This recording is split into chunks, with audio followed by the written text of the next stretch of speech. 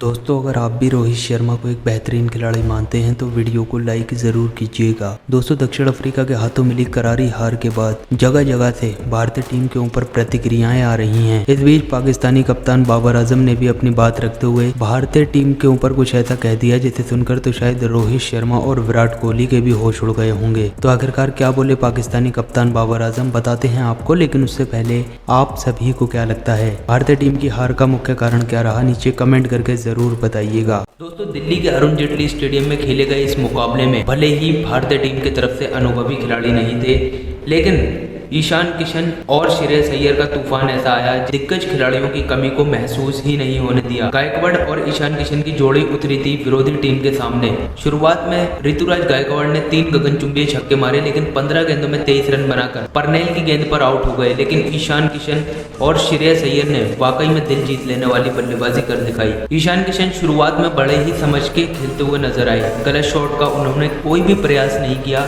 यही कारण रहा कि अच्छी बल्लेबाजी करते हुए पलक झपकते ही अर्धशतक के नजदीक पहुंचने वाले थे। 6 ओवर में टीम 50 का आंकड़ा भी पार कर चुकी थी, लेकिन श्रेयस अय्यर ने भी क्रीज पर आते ही शम्सी की गेंद पर लॉन्ग ऑन के ऊपर से बेहद ही लंबा छक्का लगा दिया। और उसके बाद शम्सी के अगले ओवर में 2 और गगनचुंबी छक्के लगाकर तो उन्होंने पूरे मैदान का नजारा ही पलट कर रख दिया था। डिकॉक से लेकर तेम्बा बगुमा और तेम्बा बगुमा से लेकर हर एक शख्स पूरी तरह से हैरान था। आपको बता दें कि टीम 10 ओवर में 102 रन बोर्ड पर लगा चुकी थी और ईशान किशन ने इसके बाद अपने जाल में फंसाया केशव महाराज को। केशव महाराज के एक ही ओवर में 2 गगनचुंबी छक्के और 2 चौके लगाकर इस ओवर को उन्होंने बदल दिया था 20 रन में। हालांकि इस ओवर में ईशान किशन आउट जरूर हुए, जिन्होंने 48 गेंदों में 76 रनों की पारी खेली। इसमें 11 चौके और 3 गगनचुंबी छक्के भी शामिल थे। तो वहीं श्रेयस अय्यर अच्छी बल्लेबाजी कर रहे थे। श्रेयस अय्यर की बल्लेबाजी के साथ पंत भी उनका बखूबी साथ दे रहे थे। हालांकि अय्यर भी 27 गेंदों में 36 रन बनाकर तीसरे विकेट के रूप में आउट हुए। दोस्तों, आपको बता दें कि भारतीय टीम की स्थिति ऐसी थी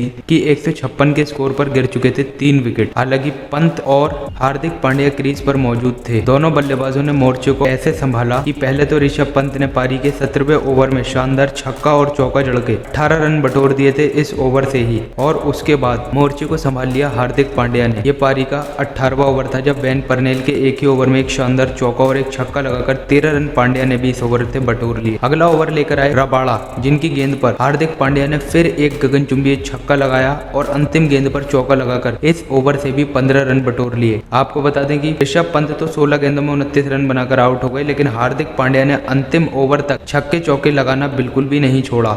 सिर्फ 12 गेंदों में ही 31 रन जड़ गए और टीम को पहुंचा दिया 20 ओवर में 211 रनों तक। लेकिन दोस्तों, उसके बाद लक्ष्य तो काफी ज्यादा बड़ा दिखाई दे रहा था और लक्ष्य का पीछा करने उतरी दक्षिण अफ्रीका की टीम की शुरुआत इस मुकाबले में बिल्कुल भी अच्छी नहीं रही, क्योंकि भुवनेश्वर कुमार की स्विंग के आगे कप्तान बवुमा ने पहले ही घुटने टेक दिए और 10 के स्कोर पर ही पवेलियन लौट गए। लेकिन डिकॉक के साथ प्रिटोरियस ने काफी खतरनाक अंदाज में बल्लेबाजी कर दिखाई। दोनों की बल्लेबाजी का ये आलम रहा कि 5 ओवर में ही लगभग टीम का स्कोर 60 रन बोर्ड पर लगा दिया था। और उसके बाद भारतीय गेंदबाज काफी ज्यादा दबाव में नजर आ रहे थे। लेकिन ऐसे में कप्तान ऋषभ पंत ने बड़े ही शानदार कप्तानी का नजारा पेश करते हुए हर्षल पटेल को गेंदबाजी के लिए बुलाया, जिन्होंने अपनी धीमी गति के जाल में प्रिटोरियस को फंसा लिया। प्रिटोरियस 13 गेंदों में 29 रन बनाकर हर्षल पटेल की गेंद का शिकार हुए और उसके बाद तो भारतीय गेंदबाजों का शिकंजा दक्षिण अफ्रीकाई टीम पर पूरी तरह से कस गया। अक्षर पटेल ने अपनी फिरकी के जाल में फंसाया क्विंटन डिकॉक को, जो कि 22 रन बनाकर आउट हुए तीसरे विकेट के रूप में।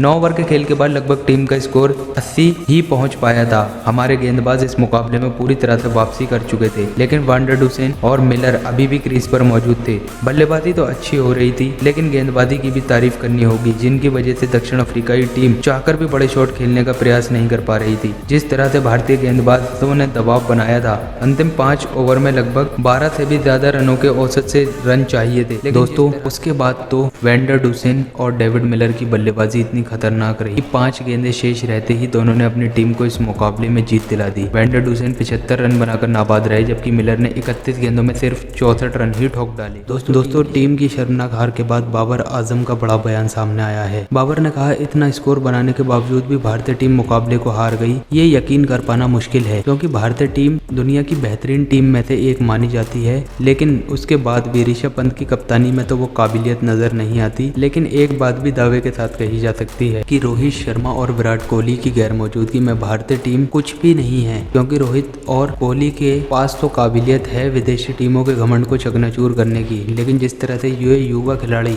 डोमेस्टिक क्रिकेट में कुछ रन मारकर ये समझने लगते हैं कि ये अंतरराष्ट्रीय लेवल पर टीम को जीत दिला देंगे, तो शायद ऐसा नहीं है। इन्हें भी अब इस बात का अंदाजा हो गया होगा कि विदेशी टीमों से खेलना कितना मुश्किल होता है। हालांकि बल्लेबाजी अच्छी रही थी, 211 रनों का पहाड़ समान लक्ष्य कोई कम नहीं होता, लेकिन कोहली और रोहित वाली कप्तानी की काबिलियत इन किसी भी खिलाड़ी में नहीं है। मैं मानता हूं अगर इस तरह की टीम बाहर की पाकिस्तान से सीरीज खेले तो हम इनका क्लीन स्वीप कर देंगे आसानी से, और हमारे अंदर तो खैर इतनी काबिलियत है कि हम भारतीय टीम के महान खिलाड़ी रोहित और कोहली की मौजूदगी में भी भारत को हराने की ताकत रखते हैं, वो भी उन्हीं के घर में। यकीन ना हो तो भारत को खुला चैलेंज करता हूँ वे जल्द ही पाकिस्तान के साथ सीरीज खेलें। तो दोस्तों इस तरह से बाबर आजम ने अपना बयान जारी करते हुए सभी के होश उड़ा दिए। वैसे आप सभी को क्या लगता है, क्या रोहित शर्मा अगर इस मुकाबले में होते तो क्या टीम जीत भी पाती या नहीं? नीचे कमेंट करके जरूर बताइएगा, और ऐसी ही खबरों के लिए हमारे चैनल को जरूर सब्सक्राइब करें। धन्यवाद।